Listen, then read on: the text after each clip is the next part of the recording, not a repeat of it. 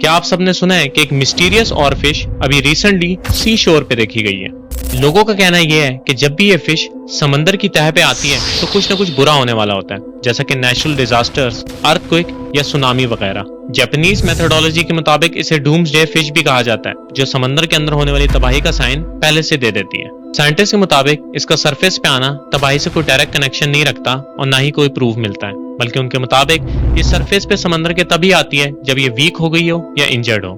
पर हाँ, अगर ये समंदर की तह में आपको बार बार नजर आए तो इसका मतलब यह है कि समंदर के अंदर कुछ चेंज आया है, जैसे कि टेम्परेचर चेंज या अंडर वाटर एक्टिविटी।